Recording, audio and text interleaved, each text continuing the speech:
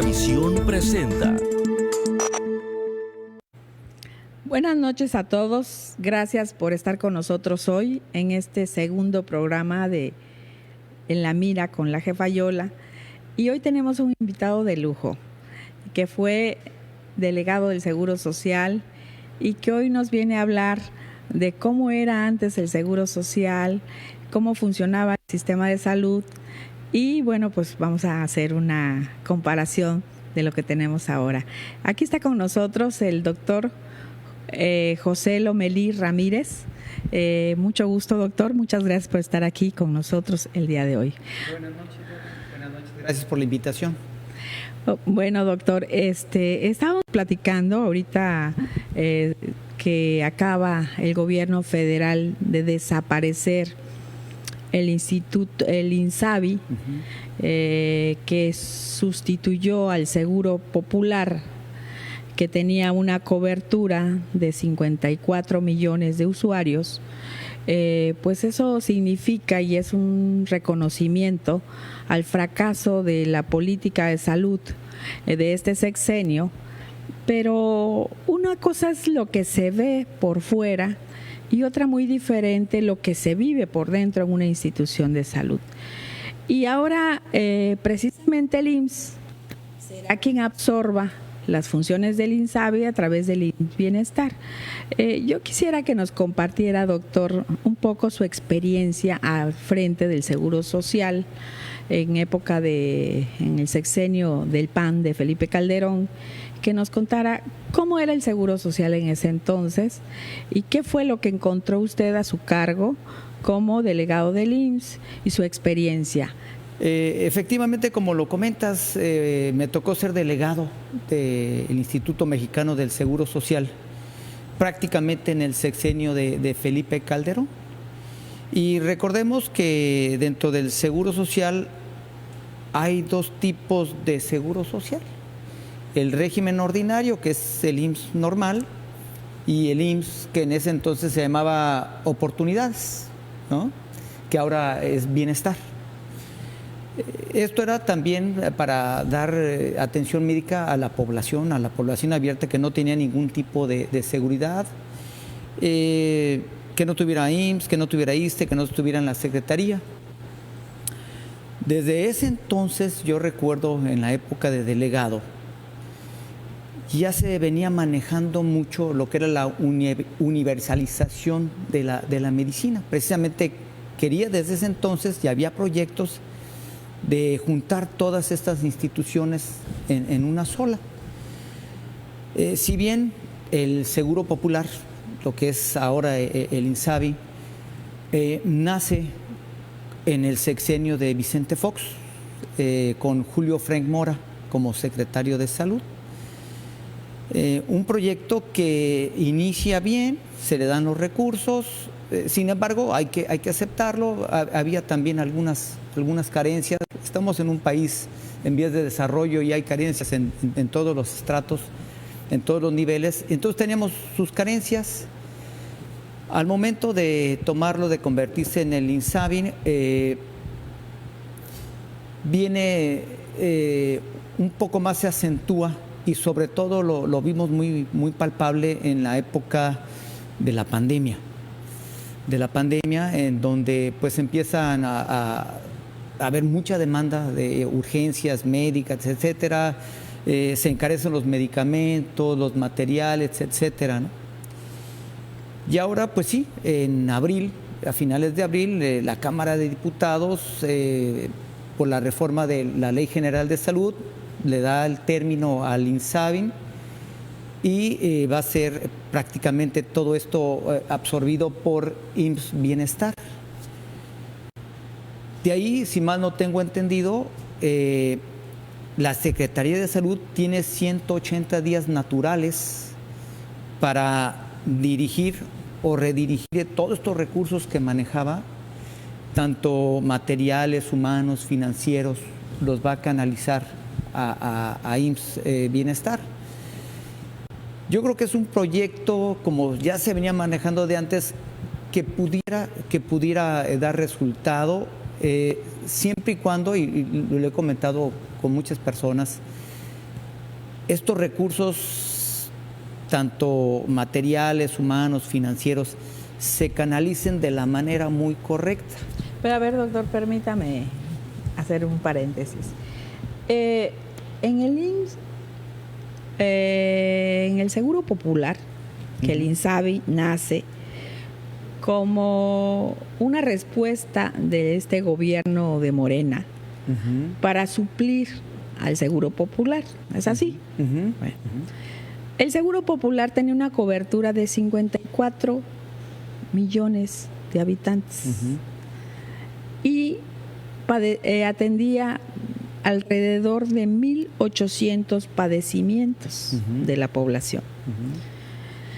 Entonces lo borran de un plumazo, crean el INSABI y con él se van 406,000 millones de pesos. Esto significa el desaparecerlo en el viernes negro del Senado, al vapor, de un plumazo. Eso significa un reconocimiento de que no funcionó el INSABI. O sea, al desaparecer. ¿Qué nos hace pensar o qué podría hacernos pensar que devolverle al IMSS Bienestar esas atribuciones cuando todos sabemos las carencias que tiene el IMSS en materia de recursos? Hace poco operaron a mi mamá y se quedó varios días esperando porque no había aire acondicionado en los quirófanos, no hay agua caliente en el seguro social. En fin, hay una serie de carencias donde todos los que pagan los platos rotos de estas deficiencias es el personal médico.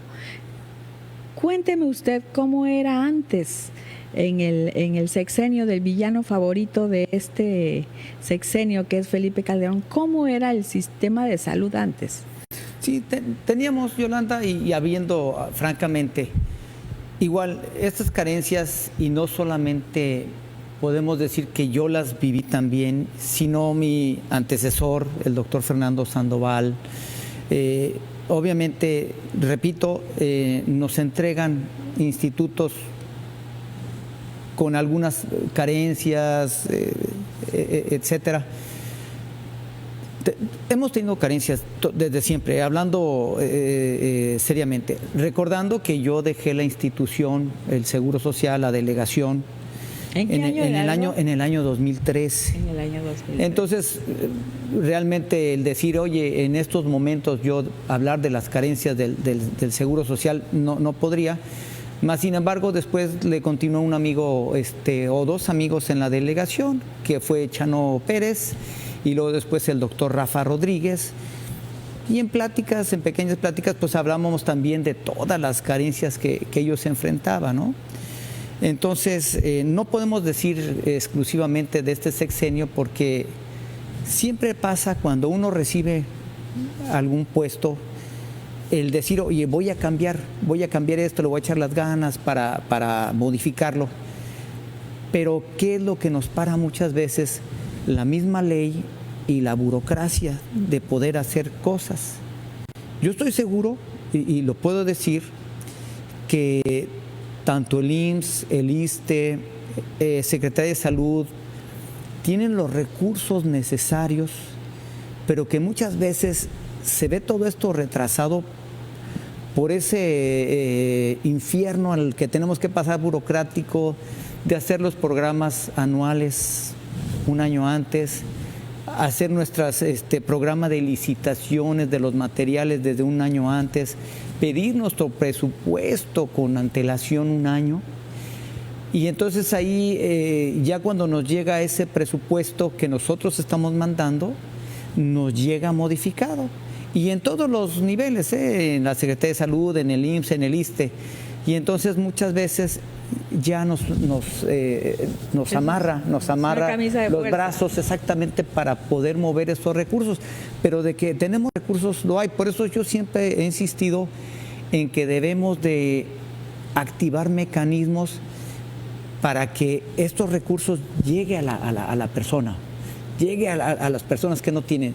Si bien ahorita sí, efectivamente, hay muchos problemas y carencias con medicamentos oncológicos o algunas de las terapias oncológicas y todo. Pero siempre lo habíamos tenido. Quizá ahorita mi observación meramente personal es, después de la pandemia nos cambió el mundo, nos cambió las patologías, nos cambió el bolsillo de los mexicanos, ¿no? Entonces, sí te puedo comentar los vicios que ahorita se está viviendo en este sexenio, son los mismos vicios que encontramos en el sexenio pasado. Creo que le debemos dar un voto de confianza. Se está tratando de modificar, de hacer las cosas bien para toda esa población que no tiene derecho a biencia. Entonces, pues darle la oportunidad, así como en su momento se le dio la oportunidad al Seguro Popular, darle la oportunidad, bienvenido. Y ojalá ya tuvieron 4 años de oportunidad. Sí, y ojalá, yo sí creo, nuevamente, recanalizando los recursos, que todo llegue en forma, como debe de ser, se pueden lograr muchas cosas. En un mundo ideal. Claro, en un mundo ideal, ¿no? Pero yo recuerdo muchas veces, por ejemplo, para licitar instrumental para ortopedia, teníamos que hacer la licitación, o muchas veces México nos decía, yo hago la licitación por ustedes, y esto ya implicaba que nos desfasara 3, 4, 6 meses, dependiendo de los resultados de la licitación. Y entonces, si tenemos algún paciente que necesitaba en ese momento alguna instrumentación de columna, alguna instrumentación de cadera, y no se tenía el recurso, pues tenía que esperarse también muchísimo tiempo. Yo siempre me he preguntado algo, usted que ya fue delegado del Seguro Social, ¿por qué en Mérida hay una mejor atención que en Campeche? Bueno, ¿por qué ahí hay más oferta de médicos? ¿Por qué el hospital de aquí no avanza, no se desarrolla, no es un hospital grande, a pesar del crecimiento de la población, sigue estando igual que siempre? Sí, bueno, no ha evolucionado. Nuevamente comento, en mis tiempos, todo estaba sectorizado. Por ejemplo, a Mérida, el techo financiero que le daban a Mérida era precisamente peninsular. Entonces, todo ese recurso era para Yucatán, para Campeche y Quintana Roo. Claro, muchas veces, pues, Yucatán tomaba más. Sí, pero, por ejemplo, vamos a suponer, tú quieres que te atiendan en Mérida. Y si dices que pues en ese entonces se recibían recursos de peninsulares para atender en Mérida, y resulta que para que aquí te autoricen ir a Mérida es un viacrucis, ¿no? ¿Por qué? Porque si ellos se supone que reciben un recurso peninsular, ¿no?, para atender patologías que no se atienden aquí en el estado, o sea, o que por el nivel de hospital que tenemos no se deberían de atender, cuando en la práctica sí se atienden. ¿Y cuántas, por ejemplo, cuánta gente atiende un médico familiar al día, en promedio, en ese entonces? Sí, normalmente siempre desde 18 a 24 consultas por turno. Por turno, claro. Yo creo que ya subió, ¿eh? Puede ser. Ya subió. Desde ese entonces ya la demanda que teníamos de los pacientes, de consultas, de operaciones, nos sobrepasaba. Por eso creo que si hay una reestructuración, pudiera funcionar. Y entonces, para ciertas especialidades que eran únicas, como lo era, por ejemplo, cirugía de cadera o neurocirugía, pues había una lista interminable de pacientes. Y estoy hablando en los hospitales de aquí de Campeche, ¿no? Ya en el IMSS, en el ISSSTE, en la Secretaría. Y entonces estos pacientes, si llegaba el recurso, pues se podían operar acá. Si no, los tendríamos que canalizar a Mérida. pero Mérida también está o estaba con sobredemanda. Y entonces daba prioridad, pues obviamente, a la gente de Yucatán, y ponía después como en una lista de espera a los de Campeche y a los de Quintana Roo. Infinidad de veces fuimos nosotros, hicimos reuniones de delegados, tanto a nivel nacional y peninsular, y ese era el tema siempre. Oye, es que mira, y claro, Mérida pues solamente nos decía, recuerden que yo también tengo que atender derechohabientes y tengo una sobrepoblación, una sobredemanda. ¿Se entiende? Mismo que hasta donde está mi entendimiento sigue estando hasta la fecha, o quizá peor, ¿no? Y ahí es a donde yo voy, doctor. Si el IMSS opera a marchas forzadas con una sobredemanda que no corresponde, esa sobredemanda, al aumento del presupuesto. No es corresponsable el aumento de la demanda de la población con el aumento de los recursos financieros que tiene el sector salud, ¿sí? Del IMSS. ¿Cómo va a absorber esos 54 millones de usuarios que tenía el Seguro Popular a través del IMSS Bienestar?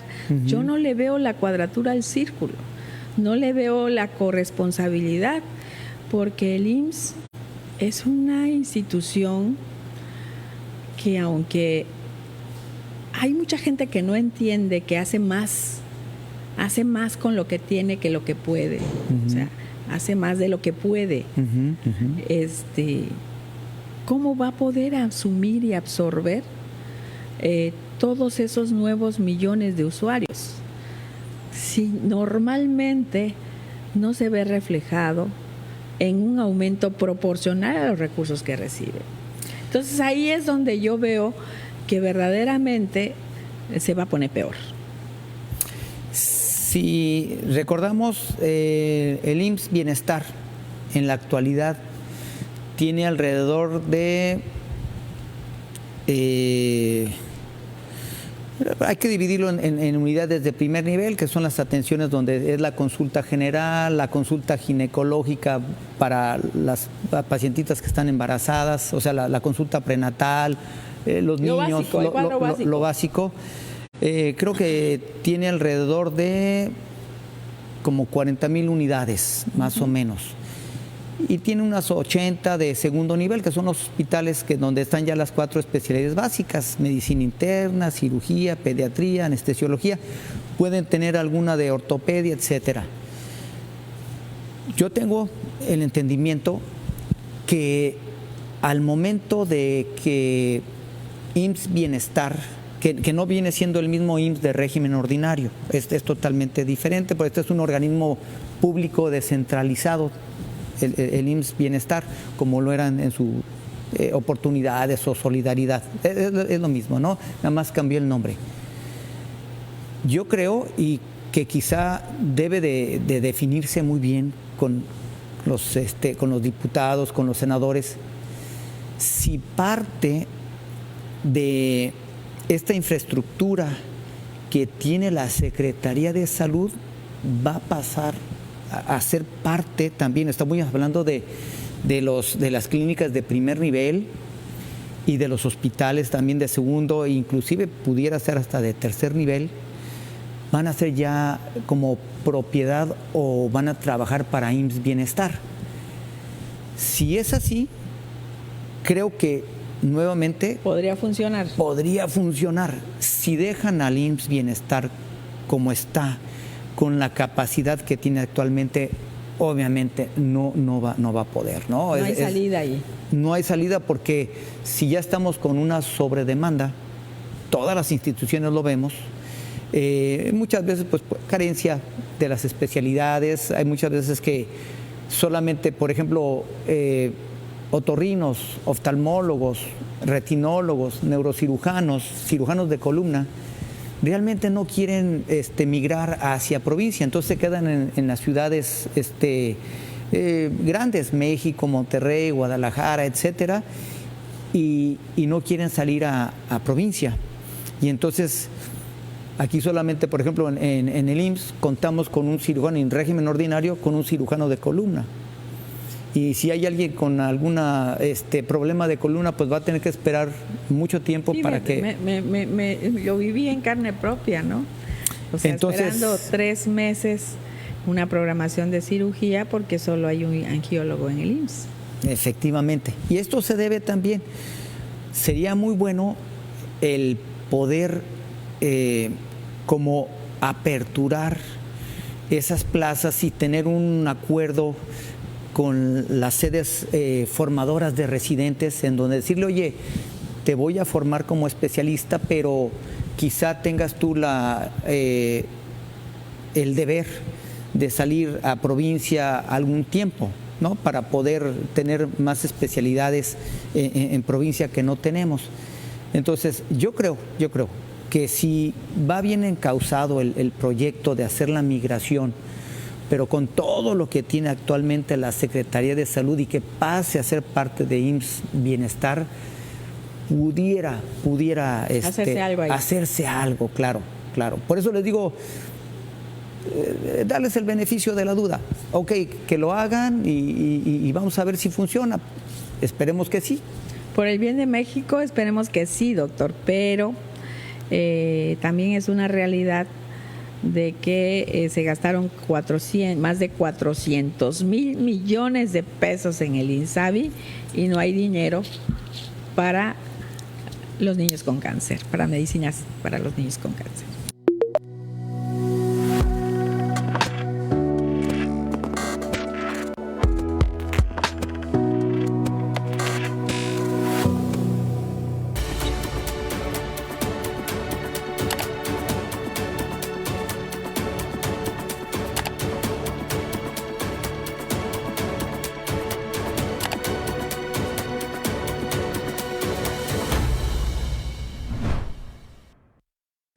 A donde vaya, le acompaña Llantamaya. Instalación totalmente gratis. Pregunta por nuestra póliza contra daños y banquetazos. Contamos con más de 40 años de experiencia. Llantamaya Jaina, la única tienda Pirelli en Campeche.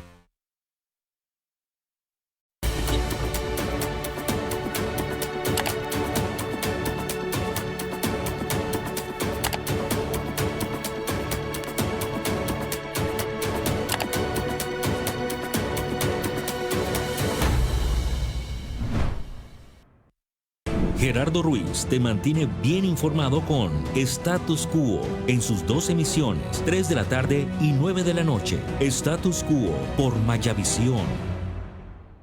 Nona Mía Restaurant. Ven y vive una experiencia con los sabores de la nona. Disfruta de una cita especial en nuestras cómodas instalaciones. Déjate consentir por nuestra cocina italiana, mediterránea, platillos auténticos, promociones inigualables para hacer de cada comida una ocasión especial. Ubicado en Avenida Ruiz Cortines número 5, Barrio de Guadalupe. Teléfono 981-167-7627. Nona Mía Restaurant.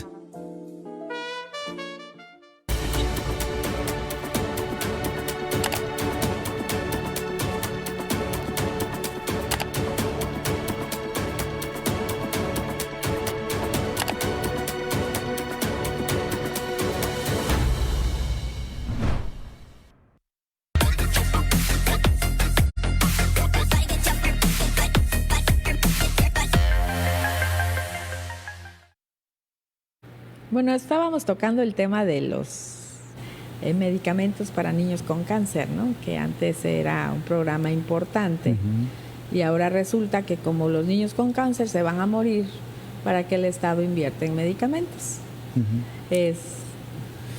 Bien, desconozco porque no estoy, ahora sí que en el medio, o sea, sé que y por medio de las noticias, donde hay marchas continuamente en la Ciudad de México, en otras ciudades en donde pues los padres de los niños con cáncer no hacen sus marchas. Más sin embargo, también hay otras noticias en donde por algún descuido en alguna bodega de Tijuana o de Guanajuato había medicamentos oncológicos y prescribieron o ahí los tenían guardados y no se habían percatado de lo.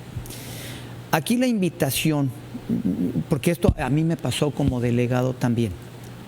Y cuando trabajé también como director del Hospital Manuel Campos, estuve ahí en la dirección 10 años, casi 7 años de delegado. Y yo le pediría a todos los directivos, secretarios de salud,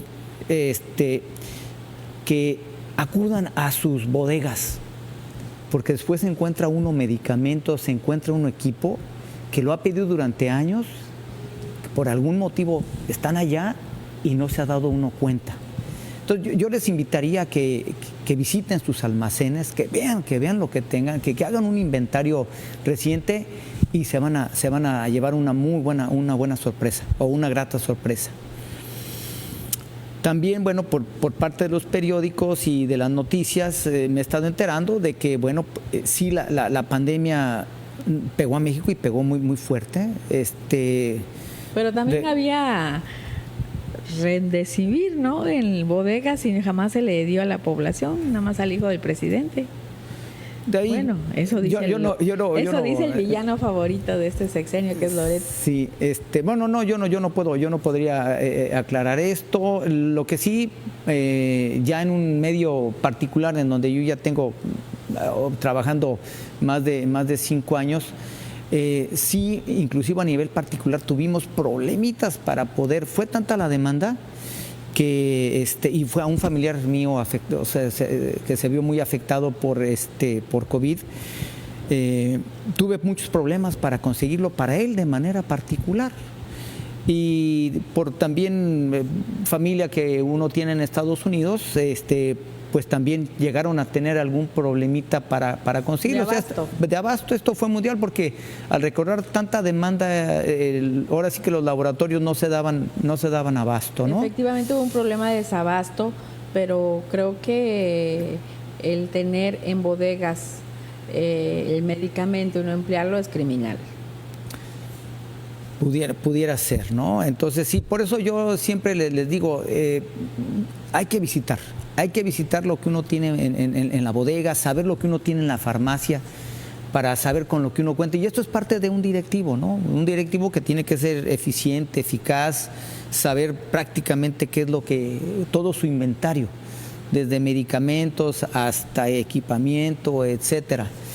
Entonces, una de las razones también que veíamos es que mucho del presupuesto tuvo que abrirse emergente, así como abrir una bolsa emergente para atender estos pacientitos.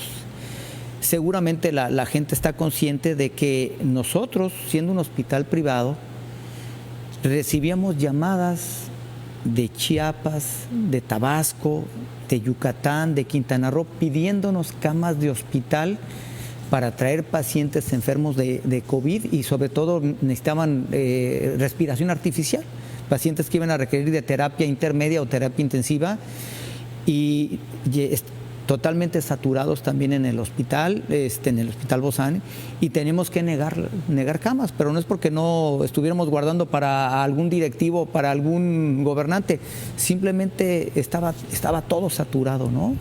Y entonces ya lo hemos vivido en tiempos de alguna catástrofe, pues hay cierto presupuesto que ya está encaminado hacia algún recurso, hacia algún programa, pero se tiene que tomar de manera emergente para suplir otras cosas, ¿no?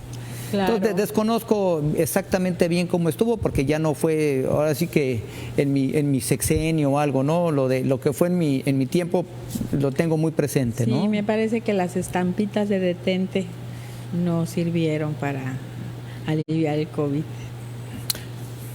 Pegó muy fuerte, tomando en cuenta que donde sí podemos hacer la diferencia. Recientemente salió por la Organización Mundial de la Salud que México ocupa el primer lugar en diabetes, obesidad, ya no solamente en personas adultas. A nivel mundial. A nivel mundial.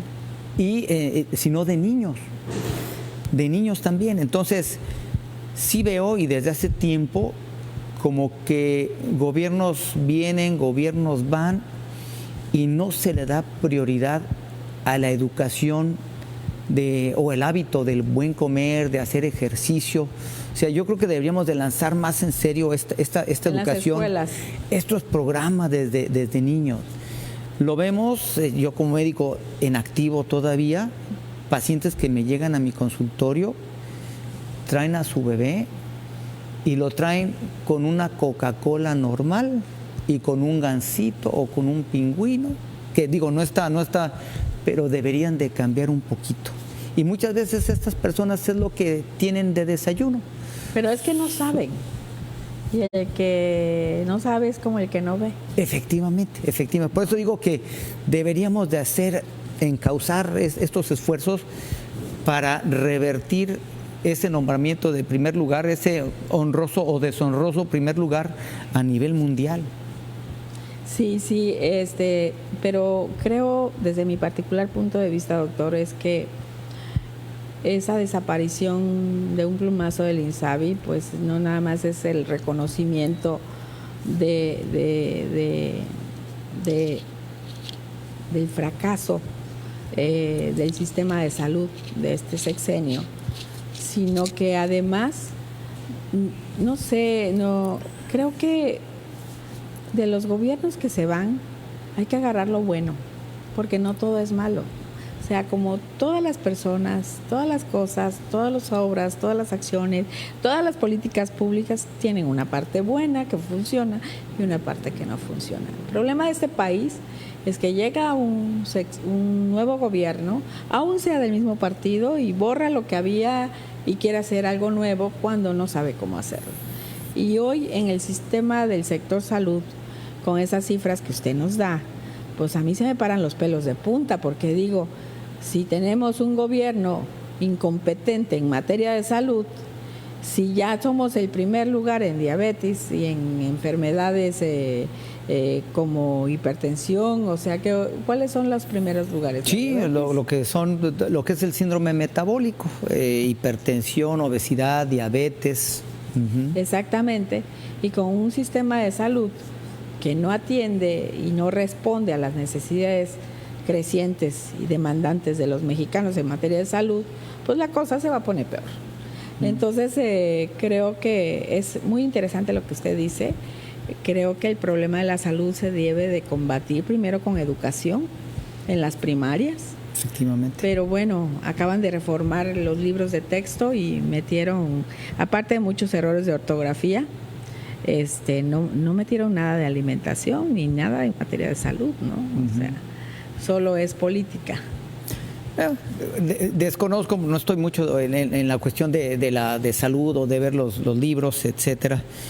Y por otro lado, reconocer, Yolanda, yo por eso cuando empezamos con la entrevista te comentaba que estamos en un país, ya no podemos decir tercermundista, ya se prohibió decir tercermundista, ¿no? Sino en vías de crecimiento, en vías de desarrollo, y que vamos acarreando fallas o procesos fallidos, sexenios tras sexenios tras sexenios, y entonces pues como que no podemos culpar a un gobierno de todo. Yo te digo, te doy mi experiencia. Yo quise cambiar. Desafortunadamente para el país. Sería un buen tema, ¿no?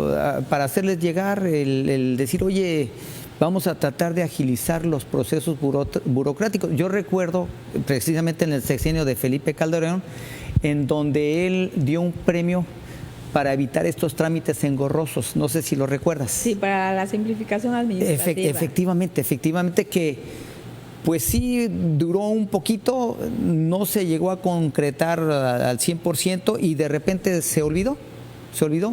Entonces, pudiera retomarse esta simplificación administrativa, y yo creo que todos, desde el sistema pues en este entonces de gobernadores, presidentes municipales, secretarios de salud, delegados, puedan tener mejores resultados con menor esfuerzo.